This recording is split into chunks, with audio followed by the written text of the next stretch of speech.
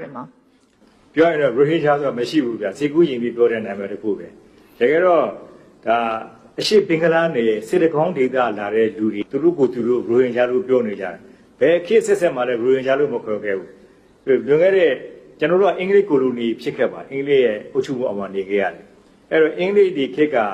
တကောင်စင်းကောက်တယ်ဗျာ1911ခုနှစ်1921ခုနှစ်1931ခုနှစ်ကောက်ခဲ့တဲ့တကောင်စင်းတွေမှာဘင်္ဂလီဆိုတဲ့စကားရဲ့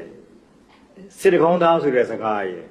ဒါပဲကျွန်တော်တို့တွေ့တယ်ရိုဟင်ဂျာလို့ကျွန်တော်တို့မတွေ့ဘူး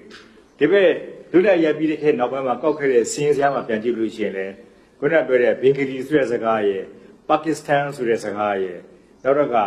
စစ်တကောင်းသားဆိုတဲ့စကားရဲ့ပဲကျွန်တော်တို့တွေ့တယ်ရိုဟင်ဂျာဆိုတာမရှိဘူးရိုဟင်ဂျာဆိုကျွန်တော်လက်မခံဘူးမြန်မာနိုင်ငံရဲ့တိုင်းရင်းသားတရားဝင်လက်ခံထားတဲ့135မျိုးရှိပါသို့တော်လည်းဒါတော့နည်းနည်းအပြောင်းလဲရှိနေပါတယ်ဒီ135မျိုးထဲမှာလည်းရိုဟင်ဂျာမပါပါဘူးဘင်္ဂလီလည်းမပါပါဘူးတရားဝင်ကျွန်တော်တိုင်းရင်းသားလည်းမဟုတ်ပါဘူးသူတို့မှသူတို့သာသူတို့စိတ်ကူးနဲ့ခေါ်ထားတဲ့နာမည်တစ်ခုဖြစ်တယ်ဒါကျွန်တော်တို့အတိမမပြုပါဘူးဒါ